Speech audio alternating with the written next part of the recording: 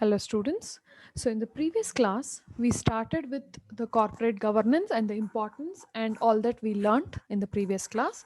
Now in today's class or in this class, we are going to learn further about the corporate governance, wherein we'll be learning who are the participants of corporate governance. So who are the major people who will be involved in maintaining or in guiding the company to go in a right way. So they'll be part of corporate governance.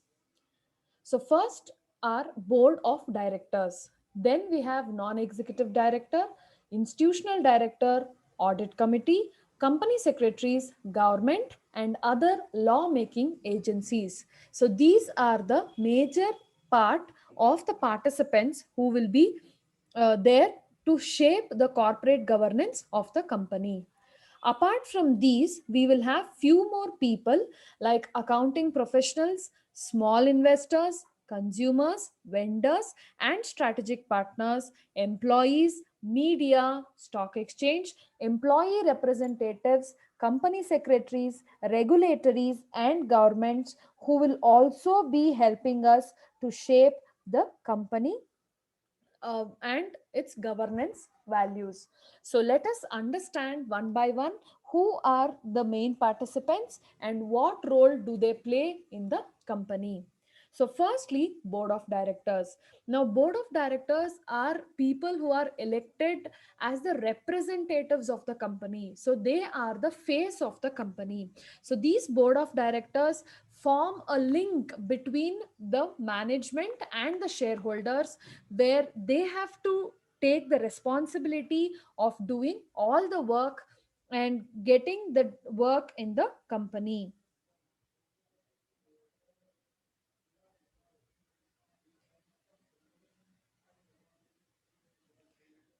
Fine. So that is the first set of people who are the major participants. Then after that, these board of directors are the key managerial person in the company. So they will be part of corporate governance. Then what is a composition and committee of the board of directors? So they shall have executive and non-executive directors, with not less than 50% will be executive directors. Now non-executive. So executive directors are people who take care of everyday's business. Okay, they will be the CEO of the company. If you can see here, there is a clear cut meaning of the executive director. So the managing director of the company will be the executive director, where they will take care of day-to-day activities or the business of the company. But when it comes to non-executive director, these are the people who do not concentrate on day-to-day activities, but when it comes to planning anything in the company, when it comes to policy decisions, making any policies, trying to get new contracts or very important decisions that is happening in the company, non-executive directors will be fully present and they will try to give the expert opinion. So they are non-executive director. So more than 50% should be non-executive director and remaining should be executive directors. So this should be the composition and the committees of the board of directors that is present. Now apart from that, we require to have independent directors. So independent directors, they are not full-time directors. Okay, they don't work full-time in the company, but they will be there as the advisors.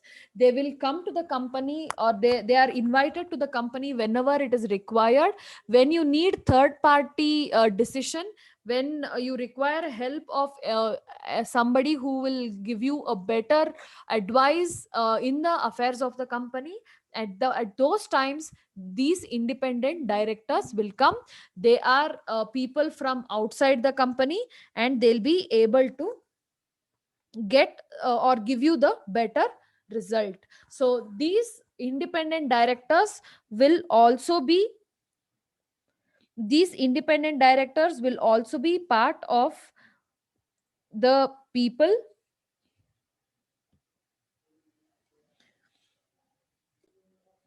So these independent directors will be part of board of directors, and these independent directors, there will be 3 independent directors and 3 executive directors and 7 non-executive directors who will form the complete board of directors. So who will be part of board of directors is 3 independent directors, 3 executive directors, and 7 non-executive directors. So these 3 executive directors are supposed to take care of day-to-day business, and rest any of the other policy making or decision making will be helped by other 10 directors. So that is board of directors. So the next participant is the committees of directors.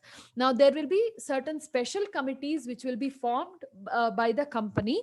So the company is constituted by Audit Committee, Stakeholders Committee, Stakeholders Relationship Committee, Compensation Committee, Remuneration Committee, Executive Committee, Nomination Governance Committee, and CSR Committee. So these are the important committees where the company has to give more attention to, and that is why these committees have been formed. So firstly, Audit Committee. The main function of the Audit Committee is to oversee or is to understand the company's financial reporting process. How are they actually disclosing everything? Is there transparency in the information that is given by the company? All that has to be checked by the Audit Committee, and this Audit Committee will be paid the remuneration or will be paid the fees called as audit fees. So the main important function of Audit Committee is to check if the disclosures are done,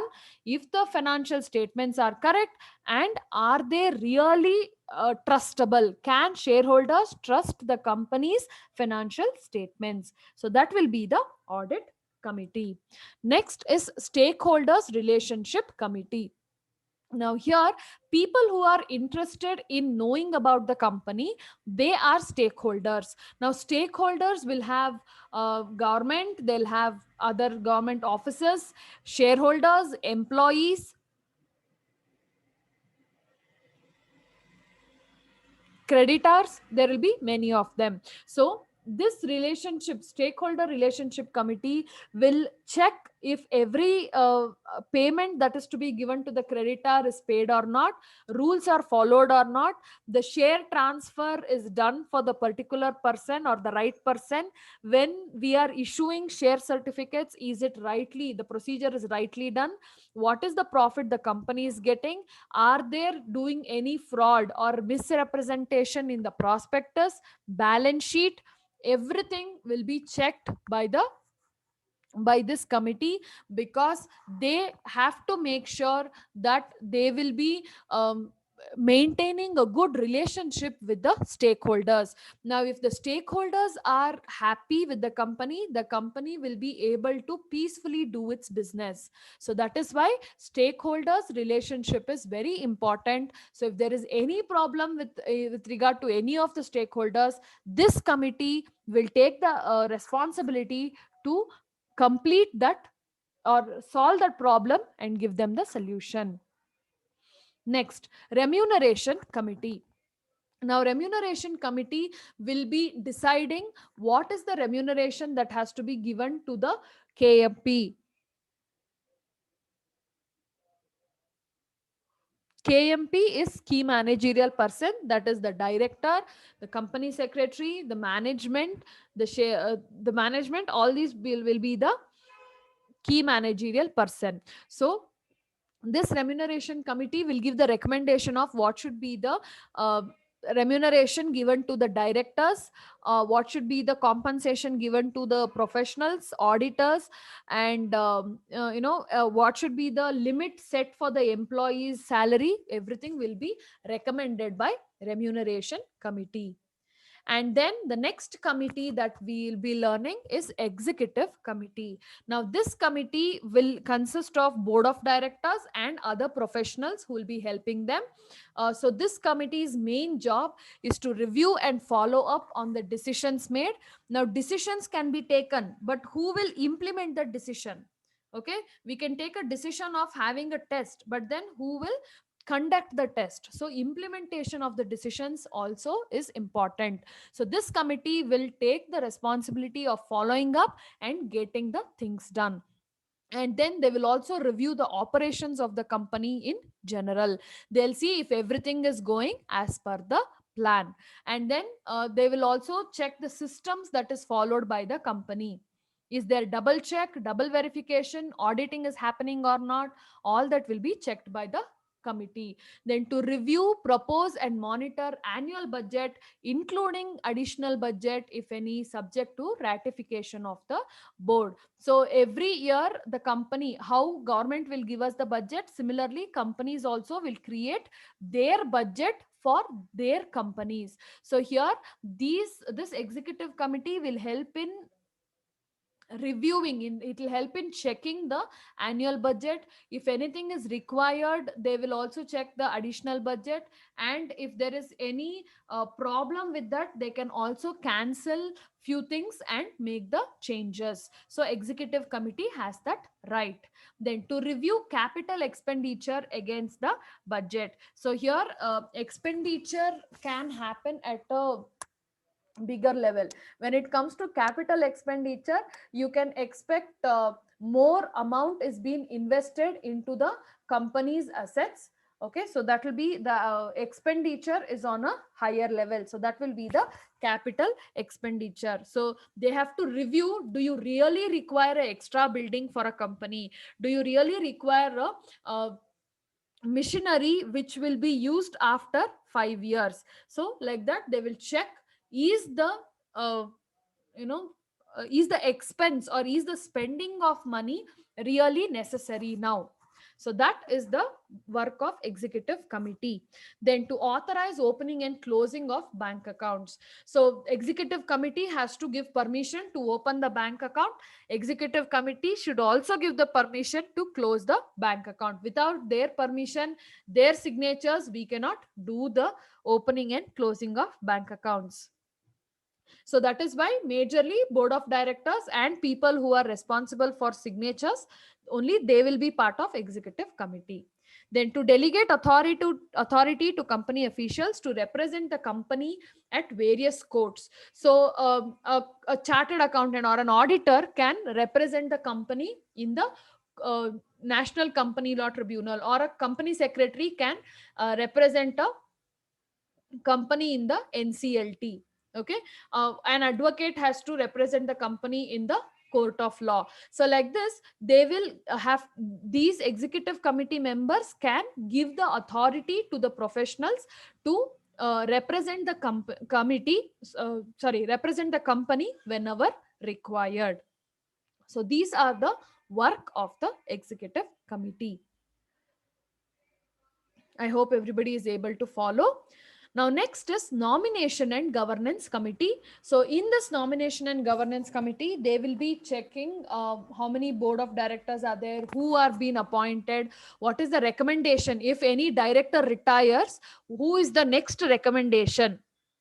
Okay. How many directors are there in the board of directors as of now? Or every director really have the potential to work in the company? Will they protect the company or not? So this nomination and governance committee can give the recommendations and they can check all of that. So they will determine how many more people are required, what is the vacancy that is there. Okay, and then who should be retired, who should not be retired, all of that will be decided and recommendations will be given by this committee. So nomination and governance committee. And then you will have CSR committee, that is corporate social responsibility committee. Now here the main focus area is to see where the company can invest its profit, which will be useful for the social or society, and where company can take responsibility from the social or the society, and they can help the people. So CSR committee is a place, is one committee which will put lot of focus area into the place. So that is CSR committee. It will also recommend where CSR activities have to happen. So these are the important committees and the composition of board of directors, which is required to have a good corporate governance in any company. Okay, now moving further to the duties and responsibilities of board of directors. What are the duties and responsibilities of board of directors which has to be kept in mind by them, and they should follow that in the organization. So let us understand the primary duties first. So they have to act in the best of interest of the company. So the company is supposed to be their first priority. They should not think about their own sake. They should think about the company's sake first, and they should always protect the stakeholders. So stakeholders are like the kids of the company, so they are supposed to be protective. They're supposed to be protecting always, because these people will be so much interested in the company and their investments, the way they do the work, all that is very important. So these people, that is safeguarding of the stakeholders interest, is very important. Then board of directors has to attend every board meeting. They have to participate in the decision making. Simply sitting quiet will not help, so they'll have to participate. And if there is any conflicting situations which they face, they have to not get into conflict. They have to avoid it, because a small reaction from the board of directors can change the company's name upside down. So they have to be very careful in avoiding the conflict situations. And they should not use the company for their personal gains. No personal usage should be done from the company. So only companies has to be taken care with the view of protecting all of the people and not for the personal gain. And then business secrets has to be maintained confidentially. So confidentiality is a very important duty of board of directors, because they will be knowing a lot of business secrets in the company. Okay, and we understood about fiduciary duty, which are given by certain rules and regulations, and few duties are implied which has to be followed. Then discharge duties required in specified committees of the board. Now we saw so many committees above. Now in these committees, board of directors will be part of each and every committee. Okay, but it will be shared. The responsibility will be shared. So whatever is the responsibility that particular director gets in the committee, that has to be fulfilled completely, or that has to be fulfilled 100%. So in that case, they will be able to get the work done. So those are primary duties. Then enhanced responsibilities. So to compel directors to act in accordance with the strict terms of their mandate. So apart from primary duties, these are extra responsibilities that they will have. So directors are always expected to be strict in the rules and regulations and not give any extra chance. Then to compel them to exercise care and skill in carrying out the different functions. Whatever functions are there for the directors, that has to be carried out, but anything extra which they see has to be protected and taken care of. The board of directors can do it. And to compel them to use their wide discretionary powers in good faith and proper use. Now sometimes if you feel something is going wrong, okay, the discretionary power, that thinking and verifying it, all that has to be done in a good faith. You should not take it on a negative side and use the powers that is given to the board of directors. And finally, they have to act them compelled to act loyally in advancing the interest of the company. So the board of directors has to be very loyal to the company, and they have to do their work, because if they are loyal, they will think, yes, it is my work, it is my company. But if they think it is somebody else, they'll say they will do the work. It's their company, right? Why should we be bothered? So that should not be the attitude. You should think, yes, it is mine, I am responsible for so many things, so I have to be taking care of everything. Okay, so these are primary duties and enhanced responsibilities that you can understand about board of directors. Now let us see few of the responsibilities, other responsibilities or the common responsibilities of board of directors. So the board of directors will have the power to exercise proper purpose. So whenever they say anything, there would be a purpose to get the things done. So that is why board of directors would always exercise their power towards that. Okay, so they want to protect the shareholders, they want to protect the stakeholders, they want to protect employees. So all that responsibility is on the shoulders of the board of directors. So they will make sure all that is taken care of. Then directors must act with the skill and care. So they have to use their skills which they have learned, and they have to act with the particular care. They should not get overexcited and do the work. They should have care about what is going on. Then directors must consider the interest of the employees of work. So employees also should be protected because they are the people who are making the company run. So these employees has to be considered, their salaries, their interest, their safety, everything has to be considered, and that is the responsibility of board of directors. They cannot put the company in danger. And directors must act in good faith. So they should create the trust and live up to that whatever they are creating. So that is the responsibility of board of directors. Okay, I hope everybody is able to follow. Now, moving further, we have to understand few more duties of board of directors.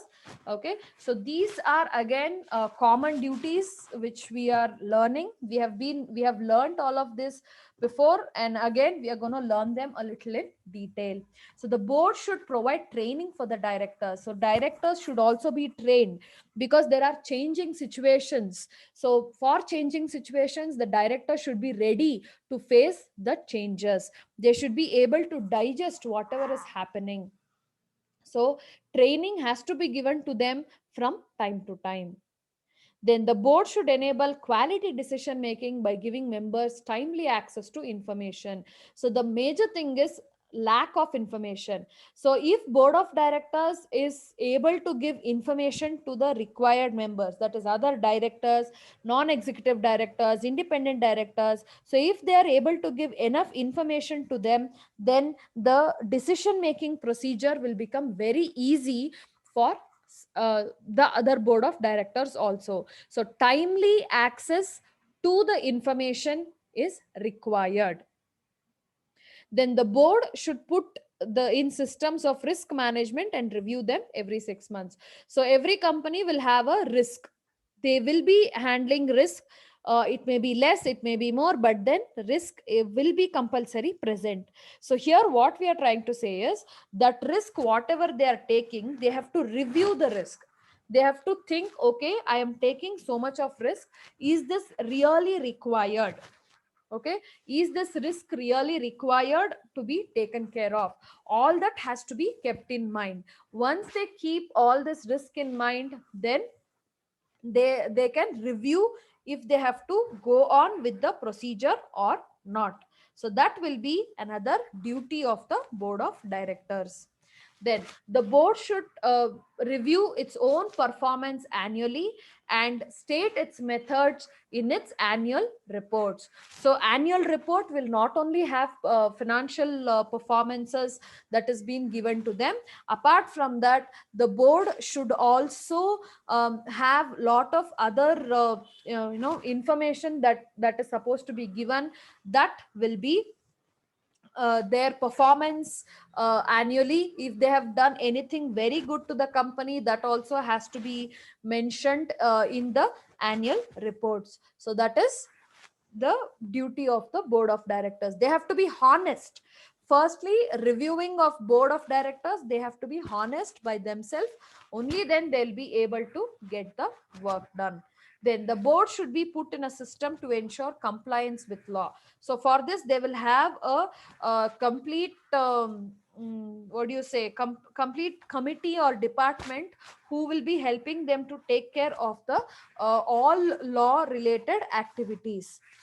Fine. So that people, it's a duty of board of directors to make sure that the company is following a system where it is following all the rules and regulations of the law. So these are the major uh, duties of board of directors. So we understood the responsibilities, primary duties, then enhanced responsibilities and other duties of board of directors. Now let us understand the roles of board of directors. What is the role? What all work they will be doing?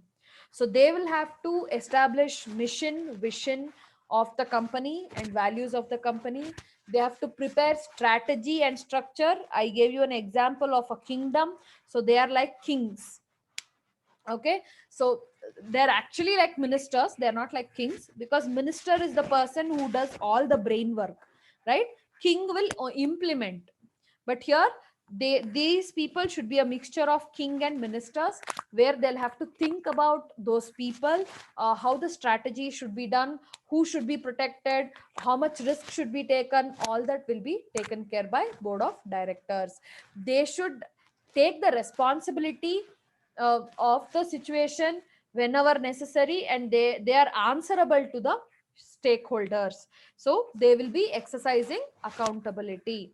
Then selection of people, selection of professionals, compensating is paying the salaries or compensations, then monitoring, reviewing every work that is being done, and formal and transparent board nomination. So there is a nomination committee which will suggest based on certain criteria, no favoritism, only based on criteria they will be selecting the people. Then overseeing the process of disclosure and communication.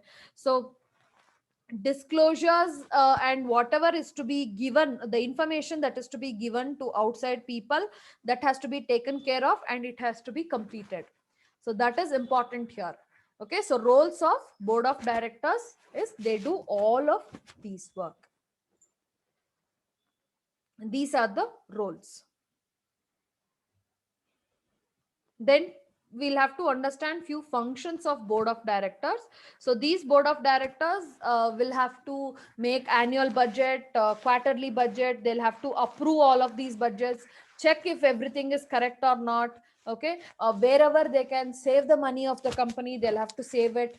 Are employees working very well in the company, or is there any danger because of any employee? Good governance points or essentials, are they being implemented, or are they being utilized? Okay, and recruiting the proper persons to make sure that the work goes on well, and how much remuneration should be paid, what is the maximum remuneration, okay, when to do meeting, what and how to arrange the meeting, who will take the responsible of doing the meeting, right? And when it comes to committees, how do they divide the work in the committees, who will do which work, and how are they accountable for that work, and what are the rules, corporate policies that has to be framed, and how those policies will be framed, discussion of that. In all these are the functions of the board of directors. Okay, so they should also make sure that there is no fraud which is happening in the company. So these are functions of board of directors, so that the company goes on for a long period of time and they're able to utilize everything in a proper way. Now then, coming to corporate governance committee. So corporate governance committees means there are certain committees which are prepared by government of India, or as and when required, some government boards have been trying to do a lot of committees. So those are corporate governance committees. So corporate, as and when we became, we got into LPG, that is liberalization, privatization and globalization. So many other country companies started coming to India. So what happened here, they were able to get more market, they were able to get better prices for the product, they were able to see more money flowing into the country. So slowly what happened, people got greedy. They thought, yeah, we'll have to also make sure that we'll be able to get more profit, right? So that is when the problem started.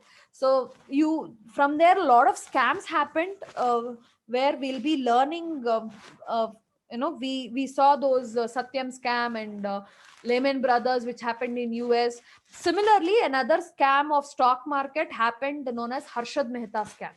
So he started purchasing the shares, and there was a lot of fake certificates and all that, which was put into it. There is a TV series which is coming with Harshad Mehta, and there is a movie also which has come out. So you can just watch that to understand about Harshad Mehta scam. So so in this cases, what happened is that these events, these too much of scams was taking away the effectiveness of the acts that we have. Okay, India has lot of rules and regulations to be followed. So it was taking away all of these efficiency. So now it was time for people to, or if it was time for government to step in and say, yes, see, we are supposed to take care of things. Now stop doing so much of fraud and get into the work. So by that, they came up with few of the committees. Let us understand what are these committees. So firstly, there was a committee under the name of Kumara Mangalam Birla. Now why is the name given like this? Because he was the committee head. So he became the committee head. This was the committee which was set up by SEBI. Okay, so they have set up under the member Kumara Mangalam Birla was a member there.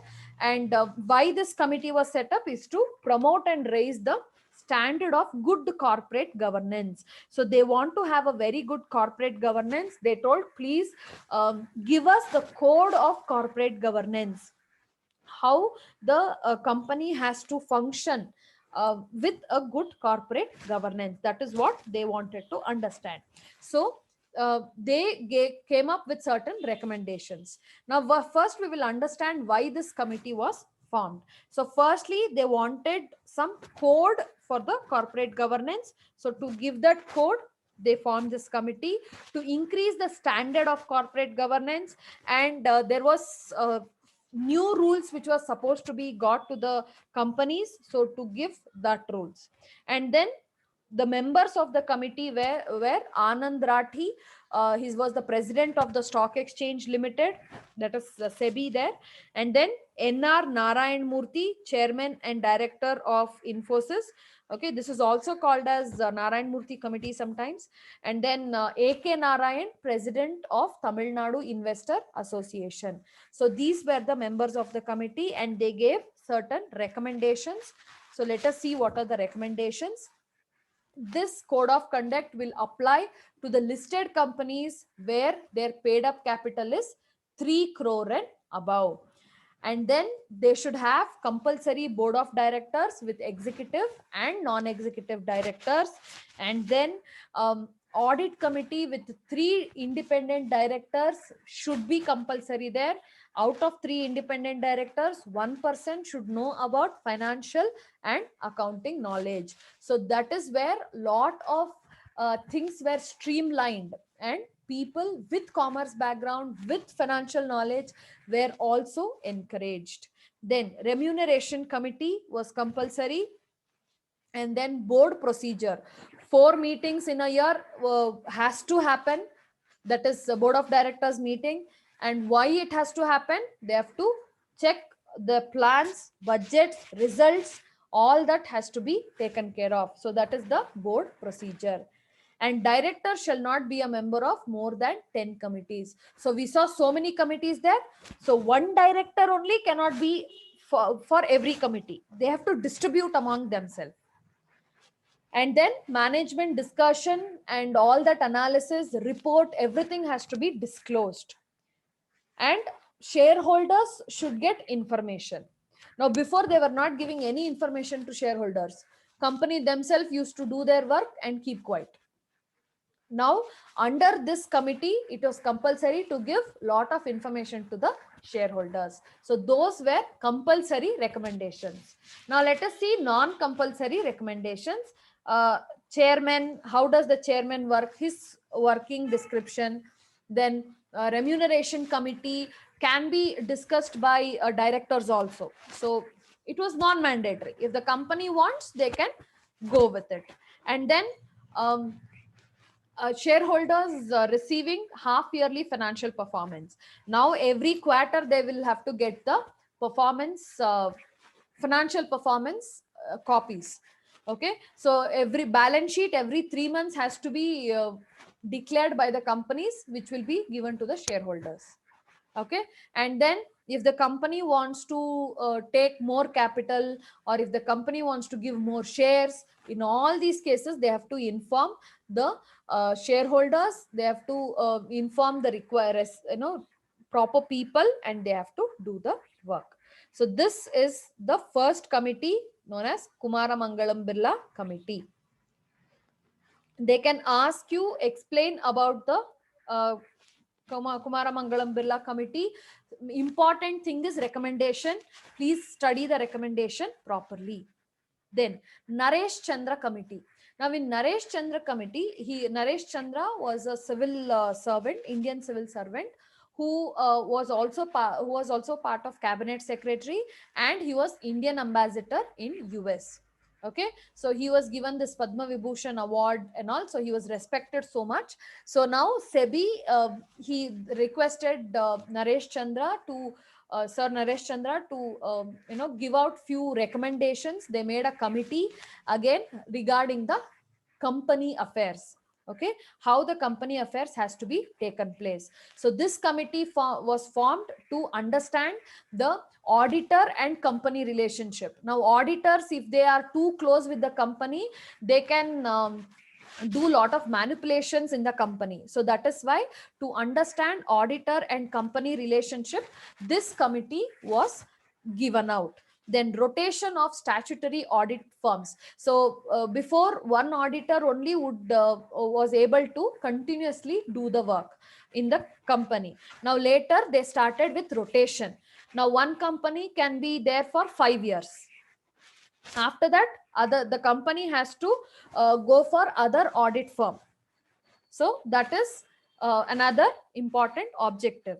Then procedure for appointment of auditors. They lay down stepwise procedure, how auditors should be working and how auditors should be appointed. All that procedures was given by this committee. Then settlement of financial affairs and certifications of accounts, financial statements, the formats used. Okay, and how the company should be more transparent, who should be the company chartered accountant, how to appoint them, because it's auditor who is the main person who will be reviewing everything. And what is the role of independent director? Okay, so they also gave some recommendations where they are talking about audit assignments. Okay, so company cannot give too much audit assignments to the auditor, because auditor has to review. They are not working, they are not doing other job apart from audit. Then what is the difference between audit work and non-audit work? So this auditor would be doing every work in the company. That is also wrong. So they gave a clear definition of what is audit work and non-audit work, and they helped them to understand what is to be done. Then independent standards, there were auditing standards, secretarial standards which are to be followed. And a compulsory auditor has to be on rotation. You cannot use one auditor for too much time period. And auditors has to disclose whatever liabilities they have to disclose, or they have to say or help the company what is the action that has to be taken. Okay, and management has to give proper disclosures whenever they change the auditor. Fine. How to appoint an auditor, how to have a separate quality control board. And what is the disciplinary mechanism if auditor does wrong in the company? How should the auditor be punished? And then who is the independent director? And then when it comes to rules of listed companies, they had a separate rules, additional disclosures, how much remuneration they have to pay. So it was lot of things that they had covered, and also they were very serious about the frauds that were happening. So they came up with a complete different office known as Corporate Serious Fraud Office. So this is Naresh Chandra Committee. So they had been meeting 3 times. Okay, it's not only once, they had met 3 times and they came up with a lot of things. Now, next committee is NR Narayana Murthy Committee. Now, in this committee, it was again set up by SEBI. Okay. Now, here they wanted to review the performance of the corporate governance.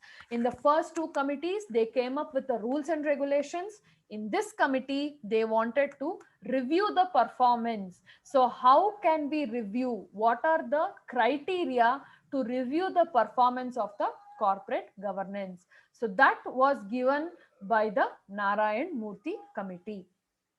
Now let us see what are the recommendations. Now recommendations here is that the auditing, whatever the regular task they are doing, they have to get a system to it. Okay, and there should also be surprise visits. So it's if anybody knows the system, it is difficult to find out what is wrong. Okay, so you can actually do job rotation. You can keep changing the people from one job to another within the company. We are not throwing them out within the company, we are trying to give them a different job. So that is the first recommendation. Then approval of stockholders and board of directors for payment and compensations and payment paid for non-executive directors. Before it was only the committees who would do the decision. Now here in this committee, they told that yes, shareholders or stockholders have to be given a chance to give the approval. They should decide on who should be paid how much, because they are the people who are giving money. So that is important. Then to bring in code of conducts and rules to be followed. So code of conduct for the corporate governance and what are the rules relating to that, all that has to be completed and that has to be shared by the people. So that will be this point of to bring the code of conduct, and requiring corporate executive boards to make stakeholders and shareholders aware of any risk. So in the annual reports, they have to mention what is the risk that is taken by the company. So the risk, I already told, should not be too much also, because it is difficult for the companies to cover up risk and they can end up in closing down the company. So they have to be careful enough to completely say, yes, we as a company are able to take enough risk and we are able to manage it. Then improve the disclosures. Now, why there is so much pressure or so much stress on the disclosure part? Because companies were not disclosing anything, they used to keep everything for themselves. Okay, so that is why that part is stressed up every time. And then Narayan Murthy Committee gave this important thing called as whistleblower protection. Now, if there is any illegal activities that is running or that is happening in the company, and if any of the employee is able to show the evidence and to the management, and they are able to say, yes, this is what is going on. Okay, those people have to be protected, because since it is a fraud that is happening or an unethical or illegal activity happening, the people can turn around. So the whistleblower, the person who has brought it into the light, has to be protected. So that is whistleblower protection. Then audit committee. Now this audit committee, they have to be independent, they should not be biased, they should not come into anybody's influence within the company. So that is Audit Committee. And then financial disclosures, how the financial disclosures has to be done, analysis of the statements, the risk analysis has to be given. It has to be made easy for people to understand rather than making it too complicated. So that is financial disclosures. And then code of conduct for board of members, which is given here, which is mandatory and non-mandatory. So mandatory, where taking more responsibility, improving the quality, more disclosures, giving more rules and regulations for the people wherever required, approval of the shareholders or stockholders in majority of the places was the mandatory code of conduct. Non-mandatory, where they were able to understand uh, financial information in a simplified way, because in few cases you have to use the jargons, you have to use the required words. And then training of board members, few will be expert, few will require training, so you cannot force everybody to go for the training. And how to check the performance of the board of directors. So that was Narayana Murthy Committee. Okay, now we have one more committee to learn, that is Cadbury Committee. Now, how in India we have Narayana Murthy Committee, Kumara Mangalam Birla Committee, and all that to understand or to help us understand about corporate governance. In United Kingdom, there was Cadbury Committee which was formed, and they came up with a report called as Cadbury Committee Report or Cadbury Report. Now, here SEBI made the committees. In UK, London Stock Exchange made the committees. So they actually, the title is also called as Financial Aspects of Corporate Governance. So that is the Cadbury Committee. It was the head of this committee was Adrian Cadbury. So that is why the committee is known as Cadbury Committee. Okay, so let us see what are the recommendations that is given by the Cadbury Committee way back in 1992. So the Cadbury Committee told that the company board of directors should have 50% or more non-executive directors, and the company should meet regularly. They have to discuss about the company matters. Simply taking salary and profit and not doing work is not the good thing. Company secretary has to be there in the company from starting to advise, to make sure that the rules are followed. And if the company secretary is being removed, then they have to inform that company secretary of removing him. Fine. So that was a recommendation. Then non-executive directors should not be biased. They should give independent judgment. They should be able to do the judgment in a very good way. So independent directors or non-executive directors will only come whenever there is policy matters. They will not be there throughout the company. Okay, so those times you have to completely utilize these non-executive directors or independent directors. And then service contract should not exceed 3 years without getting approval from the shareholders. So they have to call shareholders meeting for any service contract. They have to again get the approval and do the work. And then the further recommendation that give more disclosures to the shareholders. What remuneration should be given, also discuss with the shareholders. What amount has to be given to the people. All that is supposed to be completely informed to the shareholders every time. So when they inform shareholders about everything, shareholders will also have confidence on the company and they'll be able to get the complete work done. So that is another recommendation.